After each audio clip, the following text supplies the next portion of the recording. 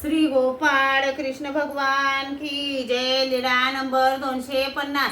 नाथोबा बद्दल देवतेची तक्रार। एके दिवशी नाथोबा एका गावाला कामासाठी गेले होते. काम आटोपून परत सर्वज्ञांजवळ येत होते.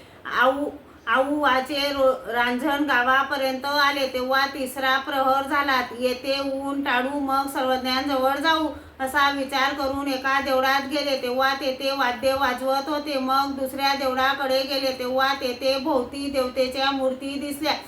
नाथोबा म्हणाले, कशा रांडा चहूबाजूला बसल्या आहेत, कुठे पाठ टाकावी अशा शिव्या देवतेला देऊन मग एका झाडाखाली पाठ टाकली.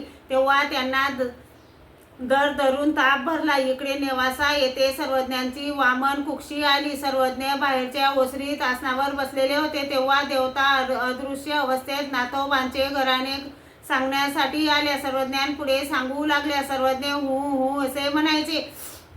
मग त्या गेल्या. मग बाईसाने विचारले, आपण कोणाशी बोलत होते बाबा? सर्वज्ञ म्हणाले, बाई मंडळिकाचे आमच्याकडे घराणे आले. घराणे कशाचे बाबा? सर्वज्ञ म्हणाले, बाई मंडळिकाने देवतांना शिव्या दिल्या. त्याला देवतांनी तेथे ताप आणला व त्या देवता आपण स्वतः आमच्याकडे त्यांचे घराणे करायला आल्या. नाथोबा संध्याकाळी आले. अंगात ताप, तांबडे लाल डोळे. सर्वज्ञांना दंडोते घातले, श्रीचरणा लागले. मग सर्वज्ञांजवळ बसले. सर्वज्ञांनी विचारले, उशीर का हो लागला मंडळिका? जीजी मला ताप आला त्यामुळे चालले जाईना. मग हळूहळू आलो.